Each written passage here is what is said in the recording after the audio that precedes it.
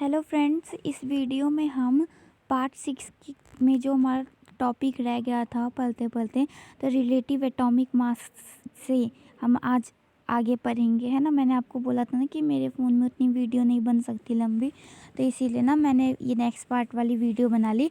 तो इसमें मैंने आज आपको रिलेटिव एटॉमिक मास बताना था क्या था, और जो ये नीचे एक एग्ज़ाम्पल दे रखा है ये भी बताना था क्या था, है ना। तो देखो, पहले मैं आपको एग्ज़ाम्पल बताती हूँ, ठीक है। तो इससे पहले तो ये आपने यहाँ तक हमने यहाँ पढ़ा था कि the relative atomic masses of all elements have been found with respect to an atom of carbon 12, कि जो रिलेटिव एटॉमिक मास है सारे एलिमेंट्स का वो हम कैसे फाइंड करते हैं, एक कार्बन 12 का जो एटम है उसके रिस्पेक्ट से, ठीक है। तो फिर आप समझते हैं, ये नीचे एग्जाम्पल दे रखा है, इसको समझते हैं। ये क्या कह रहे हैं, imagine a fruit seller selling fruits without any standard weight with him. कह रहे हैं आप इमेजिन करो कि एक फ्रूट सेलर है, वो फ्रूट बेच रहा है बिना कोई स्टैंडर्ड वेट के, ठीक है। तो उसने एक वाटरमेलन लिया और उसने कहा this has a mass equal to 12 units. इसके पास वो वाटरमेलन जो उसने लिया, उसने कहा इसके पास क्या कहते हैं, वाटरमेलन के पास 12 यूनिट्स के इक्वल मास है, ठीक है। मतलब 12 वाटरमेलन यूनिट्स बोल सकते हो या 12 फ्रूट मास यूनिट बोल सकते हो आप इसको, ठीक है। तो उसने क्या किया, उसने 12 इक्वल पीसीस वाटरमेलन के काट दिए, ठीक है। 12 उसने कहा था ना कि 12 यूनिट्स के बराबर है ये मेरा एक वाटरमेलन, तो उसने 12 पीसीस के काट दिए, तो 1 पीस 1 यूनिट के बराबर हो गया, ठीक है। तो he makes 12 equal pieces of the watermelon and finds the mass of each fruit he is selling. अब वो सबके, जब वो जितने फ्रूट और बेचता है ना, तो अब वो इसी के रिस्पेक्ट में एक के रिस्पेक्ट में अपना वो देखता है 1 यूनिट के अकॉर्डिंग कि उसका कितना फ्रूट का मास है, ठीक है, कितना वो फ्रूट का मास है, ठीक है। तो relative to the mass of 1 piece of the watermelon, इसके देखो जैसे यहाँ पे 2 एप्पल रखे हैं, तो वो देख रहा है कि ये 1 यूनिट के बराबर है, मेरे ये वाटरमेलन का 1 पीस है ना, तो इसके बराबर देख रहा है कि इसके बराबर में मेरे कितने फ्रूट्स आएंगे, ठीक है। तो किसके रिस्पेक्ट में ये अपना फ्रूट, ये जो एप्पल है किसके रिस्पेक्ट में सेल कर रहा है, ये वाटरमेलन की, ठीक है। तो यही कह रहे हैं, now he sales his fruits by relative fruit mass unit. अब वो अपना फ्रूट कैसे सेल बेच रहा है, ये अपने ये फ्रूट मास यूनिट के रिलेटिव में, ठीक है। अब देखो यहाँ पे देखो, ये क्या भी रखा है फिगर में, ये वाटरमेलन है, ठीक, ये उसके 12 पीसीज हैं। ये 12 पीसीस का एक वाटरमेलन का मतलब 1/12 हिस्सा है ना। अब ये क्या है, ये how the fruit seller can weigh the fruits using pieces of watermelon. कैसे वो एक वाटरमेलन के पीस से लेके सारे फ्रूट नाप रहे कि इसका कितना वेट होगा, ठीक है। अगर मान लो ये एक एप्पल का ज़्यादा होगा तो यहाँ पे ये 2 रख लेगा, फिर उसके अकॉर्डिंग देख लेगा कितना है ना। तो देखो, similarly the relative atomic masses of an atom of an element is defined as the average mass of the atom as compare to 1/12 the mass of 1 carbon atom. कह रहे थे इसी तरह जो रिलेटिव एटॉमिक मास है कोई भी एक एलिमेंट का, उसे हम कैसे डिफाइन कर सकते हैं, ये हमारा एवरेज मास होता है एटम का, ठीक है। कोई भी एटम है उसका average mass as compare to 1/12 the mass of 1 carbon 12 atom, और उस कंपेयर उसको कर दो कि 1/12 the mass of 1 carbon atom. ये और कुछ नहीं है, ये मेरी AMU की ही वैल्यू है, ये 1 AMU ही है, ठीक है। AMU की डेफिनेशन हमने यहाँ पे पढ़ी थी ना, ये देखो ये AMU पढ़ी थी ना, 1 atomic mass unit is the mass unit equal to exactly 1/12 mass of 1 carbon 12 atom. तो ये वही है, ठीक। तो क्या कह रहा है, रिलेटिव एटॉमिक मास हम कैसे निकाल सकते हैं। रिलेटिव एटॉमिक मास सिंपल है, सबसे पहले ऊपर हमें वो लिखना है उसका एवरेज एटॉमिक मास, ठीक है, उसका एवरेज एटॉमिक मास जितना भी होगा, ठीक। और उसके नीचे हमें 1 AMU से उसको रिलेट करना है, कंपेयर करना है, ठीक है, ठीक। तभी मेरा रिलेटिव एटॉमिक मास की वैल्यू, जो मेरी रिलेटिव एटॉमिक मास होती है उस वो क्या कहते उसकी कोई यूनिट नहीं होती। क्यों? जैसे मान लो अगर मेरा कोई है कार्बन, ठीक है, उसका 12 AMU है, ठीक है, तो उसको अगर मैं रिलेटिव एटॉमिक मास निकालूं, इसका एटॉमिक मास 12 AMU है, ठीक है, रिलेटिव एटॉमिक मास क्या होगा 1 AMU, है ना, क्योंकि ये डेफिनेशन 1 AMU की है ना। तो ये 1 AMU से AMU कट गया, कितना बचा? ओनली 12। तो इसकी कोई यूनिट नहीं होती है रिलेटिव एटॉमिक मास की, ठीक। अगर जैसे मुझसे कोई पूछे कि मेरा रिलेटिव एटॉमिक मास बताओ नाइट्रोजन का क्या है, तो मैं 14 AMU नहीं बोलूँगी, ठीक। मैं 14 AMU या 14 U नहीं बोलूँगी, मैं सिर्फ 14 कहूँगी। क्यों? क्योंकि रिलेटिव एटॉमिक मास ऐसे निकालते हैं, ठीक। तो ये AMU से AMU कट गया, तो क्या आया मेरा? सिर्फ 14 ही आया ना। हाँ, चलो समझ आ गया। अब अगर रिलेटिव एटॉमिक मास अभी भी समझ ना आया हो, मेरे को एक बार कमेंट बॉक्स में बता देना, तो मैं आपको पर्सनली समझा दूँगी, ठीक। अब यहाँ पे atomic masses of few elements, कुछ एलिमेंट्स के एटॉमिक मासेस दे रखे हैं, है ना, मगर मैंने तो आपको पहले अब सारे एलिमेंट्स के एटॉमिक मासेस लर्न करवा दिए, ठीक। अब देखो, अब टॉपिक आता है हाउ डू एटम्स एग्जिस्ट, कि एटम्स कैसे एग्जिस्ट करते हैं, ठीक है। तो देखो, atoms of most element are not able to exist independently, ठीक। क्या कह रहा है कि ऐसे बहुत सारे एलिमेंट्स हैं जिनके एटम्स अकेले एग्जिस्ट नहीं कर सकते हैं, ठीक है। एटम्स फॉर्म मॉलिक्यूल्स, तो एटम क्या करते हैं? वो मॉलिक्यूल्स को फॉर्म करते हैं, एंड आयंस, और आयंस को फॉर्म करते हैं एटम, ठीक है। तो दीज मॉलिक्यूल्स और आयंस, ये मॉलिक्यूल्स या ions aggregate in large numbers to form the matter, तो यही एग्रीगेट करके बहुत सारे नंबर में तो क्या फॉर्म कर देती है?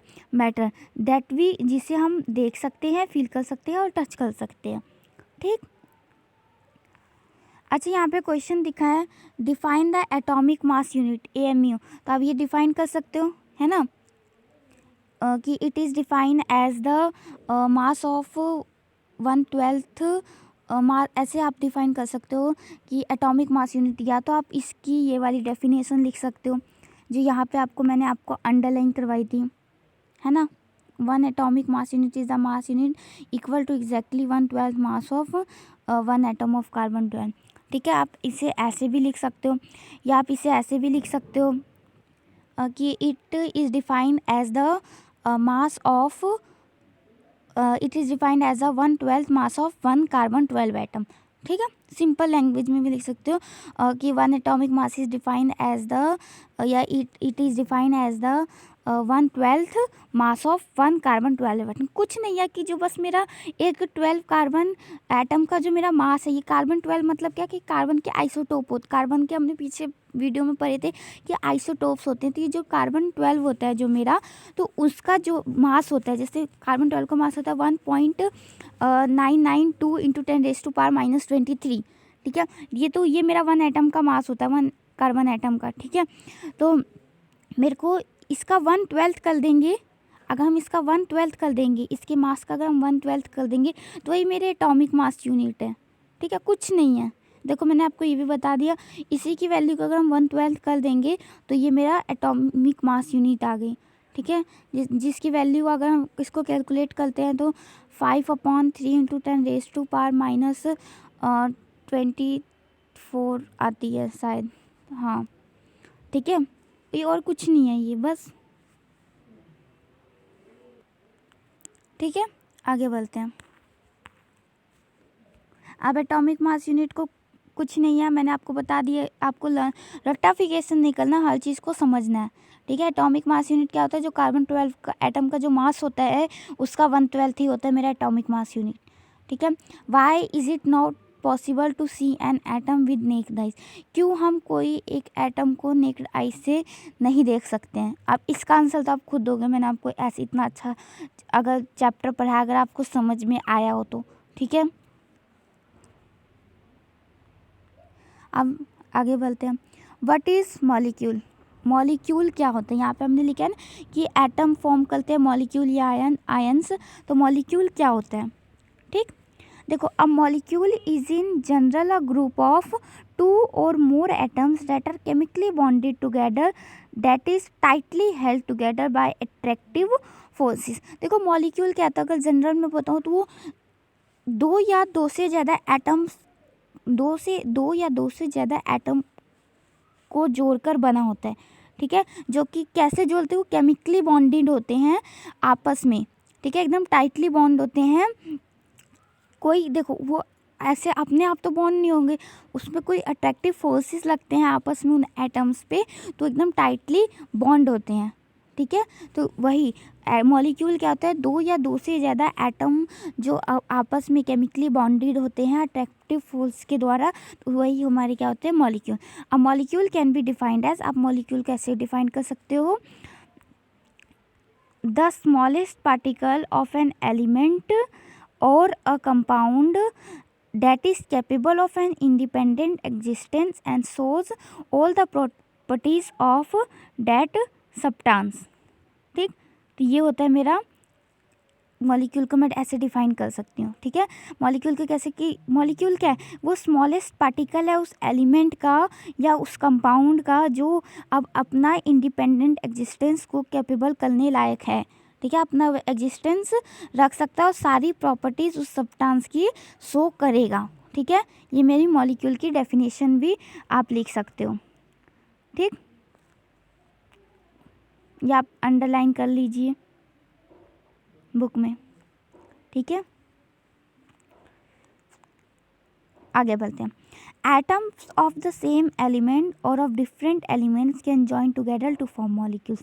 देखो एटम्स या तो सेम एलिमेंट का, चाहे वो डिफरेंट एलिमेंट का, या तो सेम एलिमेंट के एटम या डिफरेंट एलिमेंट के एटम साथ में मिलके, साथ में जॉइन होके क्या फॉर्म करते हैं, मॉलिक्यूल्स। ठीक है, चाहे वो सेम एलिमेंट के हो चाहे वो डिफरेंट एलिमेंट्स के हो एटम, वो दोनों आपस में जॉइन होकर क्या फॉर्म करते हैं, एक मॉलिक्यूल फॉर्म करते हैं। ठीक, आगे बढ़ते हैं। मॉलिक्यूल्स ऑफ एलिमेंट्स, अब एलिमेंट्स के थ्रू मॉलिक्यूल्स देखते हैं। ठीक, the molecules of an element are constituted by the same type of atoms. जो मॉलिक्यूल होते हैं एलिमेंट के, कोई भी एलिमेंट के मॉलिक्यूल्स होते हैं वो कॉन्स्टिट्यूट कैसे होते हैं, same type of atoms. Molecules of many elements such as argon, जैसे बहुत सारे एलिमेंट्स के मॉलिक्यूल जैसे ऑर्गन के हो गए, हीलियम के हो गए etcetera, are made up of only one atom. ये सिर्फ एक एटम के बने होते हैं, ऑफ दैट एलिमेंट, उस एलिमेंट के। ठीक है, but this is not the case with most of the non metals. मगर ऐसे बहुत सारे नॉन मेटल के साथ मतलब ये केस नॉन मेटल के साथ ऐसा नहीं हो सकता। ठीक है, फॉर एग्जांपल जैसे मॉलिक्यूल ऑफ ऑक्सीजन, जैसे मॉलिक्यूल ऑक्सीजन का मॉलिक्यूल है तो वो मेरा एक एटम का नहीं रहेगा। ठीक है, तो हमेशा वो दो atom consist of 2 atoms of oxygen.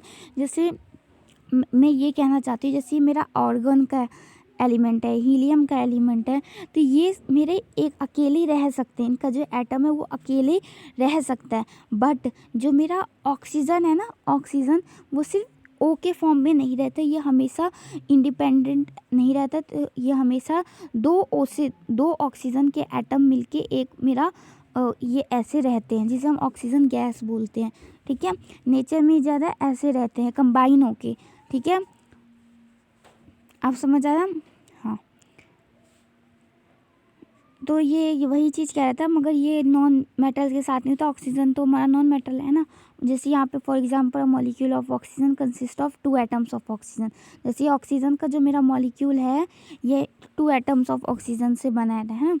Hence it is known as a diatomic molecule, इसीलिए हम इसको डाई एटॉमिक मॉलिक्यूल बोलते हैं। डाई एटॉमिक मॉलिक्यूल में कौन से मॉलिक्यूल आएंगे, जो 2 एटम से बने होंगे। ठीक है, अगर 3 एटम से बने होंगे कोई मॉलिक्यूल तो उसे हम कहते हैं, जैसे यहाँ पे ओ अगर मेरा ऑक्सीजन है ये जैसे 2 एटम से बना तो डाई एटॉमिक मॉलिक्यूल। अगर ये 3 ऑक्सीजन से बने होते, जैसे यहाँ पे 3 ऑक्सीजन होते तो मैं क्या कहती, ये मेरा ओजोन है। ठीक है, तो हमें क्या मिलता, ओजोन मिलता है। The number of atom constituting a molecule is known as atomicity. देखो अब एटॉमिसिटी क्या होती है, एटॉमिसिटी वो होती है कि जैसे कोई मेरा एक एटम है उसमें कितने, कोई मेरा एक मॉलिक्यूल है उसमें कितने एटम है, ठीक है। जैसे ये मेरा ओजोन है, ठीक, ओजोन जिसे मैं लिखती हूँ O3, ठीक, ओजोन है तो ओजोन में कितने एलिमेंट, कितने एटम्स हैं, कितने एटम है, 3 ऑक्सीजन के एटम है ना, 3 एटम से बना है ना, तो इसमें एटॉमिसिटी मेरी कितनी हुई ओजोन की 3, ठीक। अगर कोई पूछे ऑक्सीजन गैस की एटॉमिसिटी कितनी हुई, तो कितनी होगी ऑक्सीजन गैस की, और जिसे हम O2 बोलते हैं, इसकी एटॉमिसिटी कितनी है 2, ठीक। अच्छा अगर मुझसे किसी ने पूछा एटॉमिसिटी ऑफ वाटर, ठीक है, जिसे हम लिखते हैं H2O, ठीक है, तो इसमें एटॉमिसिटी कितनी है 3, क्योंकि 2 हाइड्रोजन के एटम है और 1 ऑक्सीजन के एटम है, ठीक। एटॉमिसिटी समझ आ गई, आगे बढ़ते हैं। ये सब इम्पॉर्टेंट है, ठीक है, atomicity, relative atomic mass, atomic mass unit, ये सब बहुत इम्पॉर्टेंट है, ठीक है, कहीं आप इसे इग्नोर मारते चलो, ठीक है। और जो 11th-12th क्लासेस में जिन्हें साइंस लेने हैं उसके लिए तो वो और भी इम्पॉर्टेंट है, ठीक है। Metals and some other elements such as carbon do not have a simple structure but consist of a very large and indefinite number of atoms bonded together. Metals या कुछ अलग और कुछ अलग एलिमेंट्स होते हैं जो जैसे कि कार्बन, ठीक है, इनका एक सिंपल स्ट्रक्चर नहीं होता बल्कि बहुत सारे लार्ज नंबर में या तो कह सकते हो इंडेफिनाइट नंबर में एटम्स से बॉन्डेड होते हैं। मतलब जैसे मेरा ये जो कार्बन का एटम है ना, आप 10th में चैप्टर भी पढ़ोगे, जो मेरा कार्बन है ये बहुत सारे कार्बन के एटम से जुड़ा हुआ होता है, ठीक है, बहुत सारे ये बॉन्ड बनाता है, ठीक, इसका ये नेचर होता है, ठीक है। आप ये पूरा चैप्टर ही पढ़ोगे 10th क्लास में, ठीक है। Let us look at the atomicity of some non metals, ठीक है, यहाँ पे कुछ एटॉमिसिटी दे रखी है नॉन मेटल्स की, ठीक है। अगर जैसे मोनो एटॉमिक लिखा है तो इसका मतलब होता है कि मेरी एटॉमिसिटी कितनी है 1। अगर डायटॉमिक लिखा है तो इसका मतलब मेरी एटॉमिसिटी कितनी है 2। अगर जैसे टेट्रा एटॉमिक लिखा है मतलब उसकी एटॉमिसिटी कितनी है 3। टेट्रा एटॉमिक मतलब 3। अगर पॉलीएटॉमिक है तो मोर देन 3, जैसे सल्फर पॉलीएटॉमिक है, जैसे हम एसिड लिखते हैं, ठीक है, तो वो पॉलीएटॉमिक का मतलब इसकी एटॉमिसिटी कितनी होगी 8, ठीक है, मतलब मोर देन 3 से हम पॉलीएटॉमिक बोलते हैं, ठीक। Monoatomic means 1, diatomic means 2, tetratomic means 3 और पॉलीएटॉमिक मीन्स मोर देन 3। तो ये सब इंपॉर्टेंट है, इसमें आ जाते हैं कि बताओ जैसे मेरा आर्गन है वो उसकी एटॉमिसिटी कितनी है, तो याद रखना मोनोएटॉमिक होता है तो उसकी एटॉमिसिटी कितनी है 1, ठीक है। ऑक्सीजन डायटॉमिक है तो 2, ठीक। इस पे क्वेश्चंस आते हैं तो ये इम्पोर्टेंट है, ठीक। आगे हम मॉलिक्यूल्स ऑफ कंपाउंड्स पढ़ेंगे हम, ठीक। चलो पढ़ते हैं मॉलिक्यूल्स ऑफ कंपाउंड्स, है ना। क्या कह रहा है, atoms of different element join together in definite proportion to form molecules of compounds, कि जो अलग अलग एलिमेंट्स के जो मेरे एटम्स होते हैं वो साथ में जॉइन होके एक डेफिनाइट प्रोपोर्शन में, ठीक है, उनका प्रोपोर्शन जो सेम हो हर जगह, ठीक है, और फिर उस फॉर्म में मॉलिक्यूल्स फॉर्म करते हैं, ठीक है।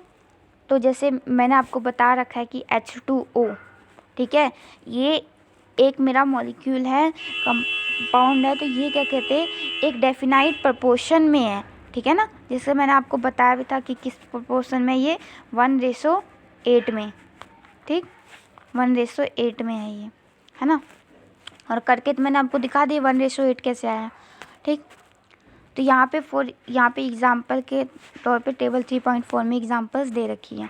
ये देखो table 3.4 molecules of some compounds, कुछ कंपाउंड्स के मॉलिक्यूल्स दे रखे हैं, जैसे यहाँ पे वाटर के, जिसमें कौन से एलिमेंट से बने हैं ये, इसमें देखो हाइड्रोजन और ऑक्सीजन, अमोनिया नाइट्रोजन और हाइड्रोजन से।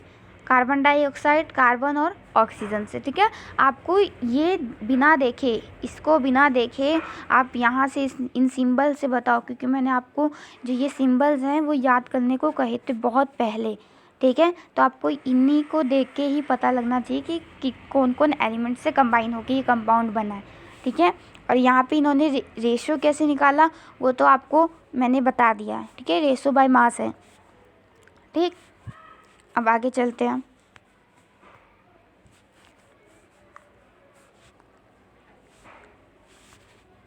यहाँ पे एक एक्टिविटी दे रखी है, ये पढ़ा दूँ कि आप लोग खुद पढ़ लोगे? चलो मैं पढ़ा देती हूँ। क्या कह रहा है, रेफर टू टेबल 3.4। यही टेबल देखो, for ratio by mass of atoms present in molecules, and table 3.2 for atomic masses of elements. और ये 3.2 जो atomic masses of elements they रखा था, उसमें find the ratio by number of atoms of elements in the molecules of compounds given in table 3.4। The ratio by number of atoms for a water molecule can be found as। मैंने ऐसे बोला है कि simplest ratio क्या होगी। अच्छा देखो, यहाँ पे हमने निकाला था, यहाँ पे हमने निकाला रेशो बाय मास निकाला है ना, और यहाँ पे उन्होंने बोला रेशो बाय नंबर निकालो। ठीक है, कि मतलब कितने नंबर हैं। यहाँ पे हमने मास के अकॉर्डिंग निकाला ना 1:8, यहाँ पे नंबर के अकॉर्डिंग निकालना है। तो यहाँ पे हाइड्रोजन मेरे कितने हैं, 2 हैं, और ऑक्सीजन कितना है, 1 है, तो ये 2:1 में होगा। ठीक, ये रेशो बाय नंबर है, याद रखना, ये रेशो बाय मास है। इनके मास से लेके H2O के मास से लिया था, मगर यहाँ पे रेशो बाय नंबर है। ये रेशो बाय मास था तो इनका मास लिया था, यहाँ पे रेशो बाय नंबर है तो 2:1 कि हाइड्रोजन कितना है और ऑक्सीजन कितना है, इनके एटॉमिसिटी देख के। ठीक, ओके, अब आगे बढ़ें। अगर इसमें डाउट हो तो मुझसे पूछ लेना कमेंट बॉक्स में। ठीक है, वैसे डाउट होना तो नहीं चाहिए। और इसका तो मैंने मास का तो एक बार करके भी दिखा रखा है, और इसमें भी कुछ नहीं है। देखो ये H2 होता है, तो हाइड्रोजन कितने हैं, 2, ऑक्सीजन कितना है, 1, है ना, तो 2:1 आ गया मेरा आंसर। ठीक, अब देखो पढ़ते हैं what is an ion. Ion क्या होता है, मॉलिक्यूल तो समझ में आ गया क्या होता है, आयन देखते हैं क्या होता है। Compound composed of metals and non metal contain charge species. देखो जो कंपाउंड्स हैं, जो मेटल और नॉन मेटल्स जो बने होते हैं, उनमें कुछ ना कुछ तो चार्ज होता है ना, ये तो आपको पता ही है, जितने एटम्स हैं उसके अंदर तो चार्ज होते ही हैं। ठीक है, जो the charge species are known as ion, जो वो चार्ज स्पीसीज होते हैं उसे ही हम कहते हैं आयन्स। ठीक है, ions may consist of a single charged atom or a group of atoms that have a net charge on them। जो ions हैं वो क्या कहते हैं, सिंगल चार्ज एटम को कंसिस्ट कर सकते हैं या ग्रुप ऑफ एटम को कंसिस्ट कर सकते हैं, उनके नेट चार्ज जितना है उस पर। ठीक है, तो an ion can be negatively, तो इसीलिए आयन मेरा नेगेटिव भी हो सकता है और पॉजिटिवली भी हो सकता है, उस पर नेगेटिव चार्ज भी हो सकता है और पॉजिटिव चार्ज भी हो सकता है। ठीक, और negatively charge ion is called an अनायन। देखो अब ये इंपॉर्टेंट है, ये क्वेश्चन बच्चे यहाँ से 9 से लेके 11 12 जहाँ अब जब भी आप साइंस पढ़ोगे तो ये ठीक है इम्पॉर्टेंट है। नेगेटिवली चार्ज आयन को क्या बोलते हैं हम, अनायन, और जो हमारा पॉजिटिवली चार्ज होता है आयन, इसे क्या बोलते हैं, कटायन। ठीक है, अब बच्चे बहुत कंफ्यूज हो जाते हैं अनायन और कटायन में। मैं एक सिंपल बताती हूँ। ठीक है, अगर इन दोनों में से कोई एक भी याद रह गया कि अगर मेरा कटायन पॉजिटिव है तो अनायन नेगेटिव होगा। ठीक है, अगर मेरा अनायन नेगेटिवली चार्ज आयन है तो कटायन मेरा पॉजिटिवली चार्ज आयन होगा। ठीक है, अगर इनमें से आपको एक भी लर्न हो गया तो आप दोनों कर सकते हो, है ना। मैं आपको एक ट्रिक बताती हूँ, अनायन। ठीक है, ठीक, तो मैं अनायन को ऐसे कह सकती हूँ, ए नेगेटिव आयन। ठीक, दोबारा सुनो, ए नेगेटिव आयन, ये एक नेगेटिव आयन है अनायन, इसके नाम में ही है। ठीक है, ए से ए, एन से नेगेटिव आयन। ठीक है, ए नेगेटिव आयन। ठीक, अब तो समझ आ गया, अनायन अ नेगेटिव आयन और जो cation a positively charge ion. ठीक है, अब कोई दिक्कत नहीं। ठीक है, आयन क्या होते हैं, आयन आप पता चल गया, उसमें जिनके ऊपर चार्ज होते हैं उसे हम कहते हैं, चार्ज स्पीसीज को आयन कहते हैं। आयंस जो हैं वो मेरे दो तरह के हो सकते हैं, उन पे दो तरह का चार्ज हो सकता है, पॉजिटिव भी हो सकता है, नेगेटिव। तो जो पॉजिटिवली चार्ज आयन होते हैं उन्हें हम क्या बोलते हैं, कैटायन, और जो नेगेटिवली चार्ज आयन होते हैं उन्हें क्या बोलते हैं, बोलो, अनायन। ठीक, अब इन्होंने कहा है एग्जाम्पल लेने को। ठीक है, जैसे यहाँ पे क्या है, टेक फॉर एग्जाम्पल, एक एग्जाम्पल है सोडियम क्लोराइड NaCl। ठीक, its constituent particles are positively charge ions and negatively charged chloride ions. अब देखो ये क्या कह रहा है कि जो मेरा NaCl है, जो सोडियम क्लोराइड, जिसे जो हम नमक खाते हैं वही है सोडियम क्लोराइड। ठीक है, तो इसके जो कॉन्स्टिट्यूएंट पार्टिकल्स हैं, ठीक है, इस पे पॉजिटिवली चार्ज आयंस भी हैं, ठीक है, जो Na+ हैं, और इसमें मेरी नेगेटिवली चार्ज आयन भी है Cl-। ठीक है, तो a group of atoms carrying a charge is known as a polyatomic ion. तो जो ग्रुप ऑफ एटम्स है जो कैरी करते हैं चार्ज, उसे हम कहते हैं पॉलीएटॉमिक आयन, जो टेबल 3.6 में हमें दे रखे हैं। ठीक है, we shall learn more about the information of ions in chapter 4। अब चैप्टर 4 में हम बहुत ज़्यादा देखेंगे।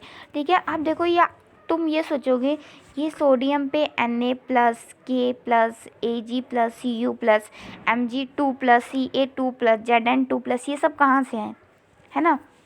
तो याद है मैंने, आप जब वैलेंसी निकाल रहे थे तो उसमें मैंने कहा था कि जैसे मैं क्या कहते हैं, क्लोरीन की ही निकाल के बताती हूँ। क्लोरीन की आउटर मोस्ट शेल में कितने एलिमेंट, 7। तो माइनस, मैंने कहा था वैलेंसी निकालनी है तो 8 से कर देना, तो आपका -1 आएगा। मगर वैलेंसी हमेशा पॉजिटिव लेते थे तो इसलिए हम 1 नंबर लेते थे। ठीक है, तो अब देखो ये -1 का मतलब क्या है, मगर जो ये माइनस का चार्ज है, मैंने आपको कहा था ये माइनस का साइन, इसका मैं इंपॉर्टेंस आपको बाद में बताऊंगी। तो वो भी यहीं से है, ये देखो ये -1 आया, मतलब इस पर जो मेरा चार्ज है वो -1 है। ठीक है, चार्ज भी हम ऐसे ही निकालेंगे, ये चार्ज है मेरा -1। ठीक है, अब देखो 1 से लेके 4 तक जो हम निकालते थे ना, 1 से लेके 4 तक, कि 1 2 3 4 जो हम ये निकालते थे, इसका मतलब और कुछ नहीं था कि मैं कहती थी ना कि वैलेंसी अगर 1 से लेके 4 तक अगर आउटर मोस्ट शेल में वैलेंसी इलेक्ट्रॉन्स है तो इनकी वैलेंसी भी उतनी होएंगी। तो ये 1 की 1, 2 की 2, 3 की 3, 4 की 4, तो ये सारे मेरे पॉजिटिव नंबर आते थे। ठीक है, मगर जब मेरे 5 से लेके 8 वैलेंसी इलेक्ट्रॉन हुआ करते थे तो उसको मैं क्या करती थी, माइनस करती थी 8 से। ठीक है, तो मेरा हमेशा किस में अंतर आता था, माइनस में आंसर आता था। तो इसका मतलब मेरा चार्ज किस में है, माइनस में है। ठीक है, अब जैसे मेरा सोडियम है, अब इसी का बता देती हूँ, सोडियम है। ठीक है, तो इसमें मेरा आउटर मोस्ट शेल में कितने वैलेंसी इलेक्ट्रॉन होते हैं, 1, तो इसकी वैलेंसी भी कितनी होगी, 1। ठीक है, तो ये 1 किस में होगा, पॉजिटिव में, इसीलिए इसका चार्ज कितना है, +1 है। ठीक है, 1 लिखने की जरूरत नहीं होती, इसलिए इन्होंने लिखा नहीं है कि प्लस है, क्लोरीन का -1। ठीक है, आप समझ आ गया आपको। हाँ, अब वो मैंने साइन का भी बता दिया। ठीक है, किस काम आते हैं।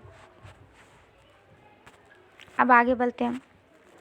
तो यहाँ पे देखो कुछ आपको दे रखे हैं, जैसे सोडियम, पोटेशियम, सिल्वर, ये कॉपर, ये जो ये 1 लिखा नहीं है आइसोटोप के अकॉर्डिंग है। ठीक है, magnesium, calcium, zinc, iron 2, copper, aluminium, ये आयरन 3 है। इनका मगर याद कर लेना। ठीक, कॉपर, ये कॉपर 2, आयरन 2, आयरन 3, इनका थोड़ा याद करना पड़ेगा। ठीक है, और जैसे ये हाइड्रोजन हो गए, हाइड्राइड हो गए, क्लोराइड हो गए, ब्रोमाइड हो गए, आयोडाइड हो गए, ऑक्साइड हो गए, सल्फाइड हो गए, ये सारे क्या कहते हैं, मेरे आयन है। ठीक है, अब पता है मैं आपको अगर एक चीज़ बताऊं कि जैसे ये हाइड्रोजन, हाइड्राइड, जिनके पीछे IDE लगता है, ठीक है, क्लोराइड, ब्रोमाइड, तो इनसे नाम नहीं डालना, chloride chlorine, bromide bromine, iodide iodine, तो इनकी वैलेंसी इनकी जितनी वैलेंसी होती है उतना ही इन पे बस क्या कहते हैं, नेगेटिव, अगर पॉजिटिव में है तो पॉजिटिव चार्ज होगा, अगर वैलेंसी नेगेटिव में आई तो नेगेटिव चार्ज होगा। ठीक है, उतना ही होता है। जैसे ऑक्सीजन पे मेरा 2 वैलेंसी होती है तो किस में आती है, 6 - 8 करने पे आती है तो -2 होती है, तो इसकी चार्ज भी इसके ऊपर -2 का आया। ठीक है, नाइट्राइड नाइट्रोजन है। ठीक है, जिनके पीछे IDE लगा होता है। ठीक। अब ये जो मेरे हैं अमोनियम, ये अब आपको थोड़ा याद करना पड़ेगा। अमोनियम NH4 होता है, ठीक है। और यहाँ पे देखो अमोनियम, अगर अमोनिया लिखा होता है तो वो होता है मेरा NH3, ठीक है। अमोनियम क्या होता है NH4 हाइड्रोक्साइड, हाइड्रोक्साइड क्या होता है OH माइनस, ठीक है। इस पे माइनस का साइन होता है, OH पे माइनस का साइन। नाइट्रेट पे NO3 minus. Hydrogen carbonate, hydrogen carbonate को ही हम बाइकार्बोनेट भी बोलते हैं, ठीक है। हाइड्रोजन कार्बोनेट को हम बाइकार्बोनेट भी बोलते हैं, ठीक है। इस पे भी -1 चार्ज है, ये पूरे पे बाबू -1 चार्ज है, ठीक है। कहीं पता चला आपने सिर्फ ऑक्सीजन पे लगाया, नहीं, ये पूरा, ये मेरा पूरा एक मॉलिक्यूल है, ठीक है, जिस पे मेरा ये -1 चार्ज है। ऐसे NO3 पे मेरा -1 चार्ज है। हाइड्रोक्साइड जिसे हम OH बोलते हैं, उस पर -1 चार्ज है। अमोनिया NH4, अमोनियम NH4 है, +1 उस पर चार्ज है, ठीक है। कार्बोनेट पे मेरा -2 चार्ज होता है। सल्फाइड पे मेरा -2 चार्ज होता है। सल्फेट पे भी -2 चार्ज होता है। सल्फाइड और सल्फेट में क्या अंतर है, सल्फाइड में SO3 होता है और सल्फेट में SO4 होता है, ठीक है। इसमें 3 ऑक्सीजन के एटम होते हैं, इसमें 4 ऑक्सीजन के एटम होते हैं।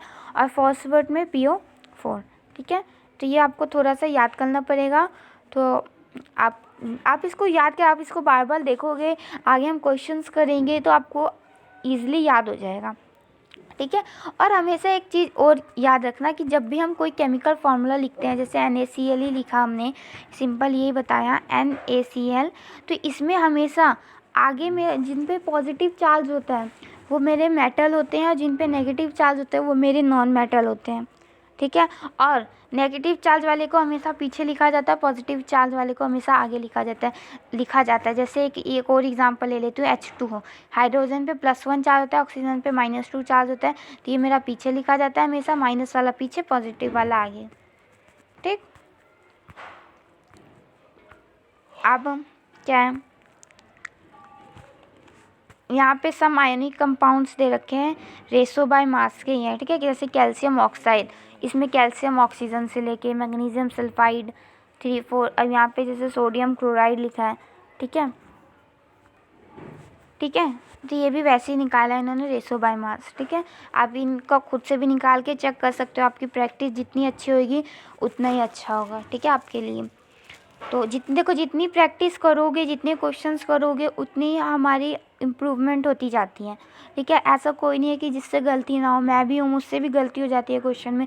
स्पीड कहाँ से बनती है, चाहे मैथ हो, चाहे साइंस हो, चाहे साइंस में हम कोई फिजिकल वाले चैप्टर करते हैं, फिजिक्स वाले, फिजिक्स के जो केमिस्ट्री के होते हैं, उनमें क्या करना होता है, कुछ नहीं करना होता है, बस क्वेश्चंस की प्रैक्टिस करो। प्रैक्टिस करोगे तो आपकी इम्प्रूवमेंट अच्छी होती जाएगी, ठीक है, स्पीड भी तेज होएगी। तो इन सारे क्वेश्चनों के लिए क्या करो, आप प्रैक्टिस करो, ठीक है। मैं आपको प्रैक्टिस के लिए भी बहुत सारे क्वेश्चंस लाऊंगी जब हमारा पूरा चैप्टर फिनिश हो जाएगा, ठीक है। अब अगला टॉपिक आता है मेरा राइटिंग केमिकल फार्मूला, ठीक है। कैसे केमिकल फार्मूला को हम लिखते हैं, तो ये आपको मैं अब नेक्स्ट पार्ट के वीडियो में बताऊँगी।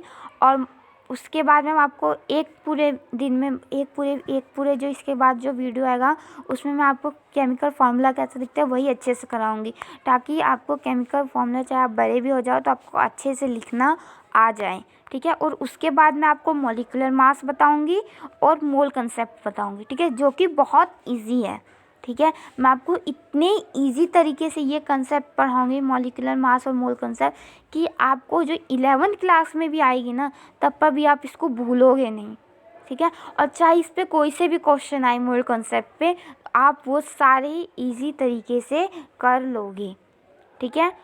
चाहे मॉलिक्यूलर मास और मोल कंसेप्ट पे चाहे कैसे भी क्वेश्चन आए, ठीक है। और इसके बाद ये जो फार्मूला ऑफ सिंपल, ये जो फार्मूला कैसे लिखने हैं केमिकल फार्मूला, ये भी मैं आपको बहुत अच्छे से बताऊंगी। मगर केमिकल फार्मूला जब मेरी वीडियो आए उससे पहले आप लोग, ठीक है, जब मैं केमिकल फार्मूला की लाइव ले लूँगी क्लासेस अगर हो सकेंगे तो, मगर उससे पहले आप लोगों के 20 एलिमेंट्स लर्न होने चाहिए उनके सिंबल के साथ, ठीक है। और जो इतना भी मैंने आज तक पढ़ाया है, ये आयन वगैरह, चार्ज, वैलेंसी, सब आपको आनी चाहिए, ठीक है। वैलेंसी तो खास करके, ठीक है, उसमें कुछ है नहीं मुश्किल वैलेंसी में, ठीक है। अगर मुझसे हो सकेगा तो मैं आपको ये लाइव क्लासेस ले लूँगी इसकी, ठीक है। की राइटिंग केमिकल फॉर्मूले पे, ठीक है। और फिर मॉलिक्यूलर मास और मोल कॉन्सेप्ट बचा, बस हमारा इतना सा टॉपिक बचा। उसके बाद ये हमारा चैप्टर क्या हो जाएगा, फिनिश हो जाएगा, ठीक है। अच्छा, अगर आपको वीडियो अच्छी लगे तो प्लीज़ लाइक कर देना, सब्सक्राइब कर देना अगर चैनल पे नए हो तो, और बेल आइकन भी प्रेस कर देना कि आपको मेरी सारी वीडियो की नोटिफिकेशंस मिलती रहें, और अपने दोस्तों के साथ शेयर कर देना। अगर और कुछ भी प्रॉब्लम हो तो कमेंट बॉक्स में ज़रूर लिखना, क्योंकि मैं रिप्लाई करती हूँ, ठीक। मैं सारे कमेंट देखती हूँ, तो प्लीज़ अगर कुछ भी प्रॉब्लम हो तो मेरे को बताना, ठीक। Thank you.